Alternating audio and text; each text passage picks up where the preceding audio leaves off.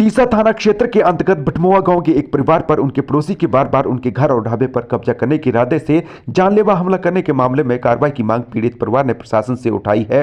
बकायदा इस संदर्भ में शुक्रवार को पीड़ित परिवार ने एक ज्ञापन भी प्रशासन को सौंपा। इस दौरान परिवार के बड़े सदस्यों ने हालात बयां किए तो वहीं छोटे बच्चों ने अपने परिवार के हालात रो रो कर बताते हुए प्रशासन से इंसाफ की गुहार लगाई है। इसकी जानकारी मीडिया से 3 बजे शुक्रवार को साझा की। अपना बच्चा कह रहा बड़ा खतरा पै गया हो रहा कि मारी सकता है, बैठ धमकी दे रहे हो रहा था सरकार। मेरा बच्चा कह रहा न्याय कर रहा को मारने पड़े थे, मेरे पापा को मारने पड़े थे, मम्मी को भी मारने पड़े थे। हमारी जान बचाए सरकार। घर मेरा जनाब भटमुआ में है और सितना में रहता, ढाबा करता था, बनाता था। और वो जितने पिंड वाले 2-3 लड़के हैं वो मारने डराने दबकाने वास्ते आते हैं जनाब। इसकी हमारे लिए कुछ कार्रवाई होनी चाहिए थी। बहुत जिगरा है उठे बैठने के लिए, वो मार भी सकते जनाब हमारे को। बहुत गुंडे लोग हैं, वो लड़के को मारने पड़ते हैं।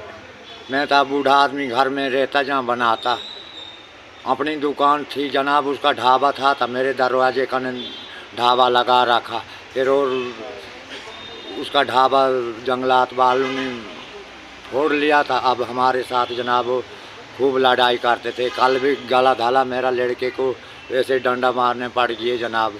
हमारा कुछ न्याय होना चाहिए था जनाब। हाँ, 6 आदमी हम यहाँ पर आए, 6 ऊपर घर में है जनाब।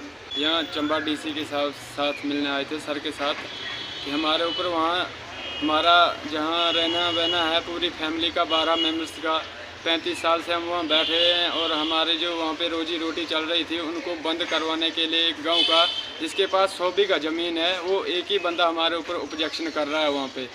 तो हमें मारने और डराने की धमकी मिली है। कल भी मेरे पिताजी का फॉरेस्ट डिपार्टमेंट के सामने गला घोटा है। 3 भाई पड़े थे, 1-2 और पड़े थे गांव के, एक उनका पिता और 3 वो भाई पड़े थे।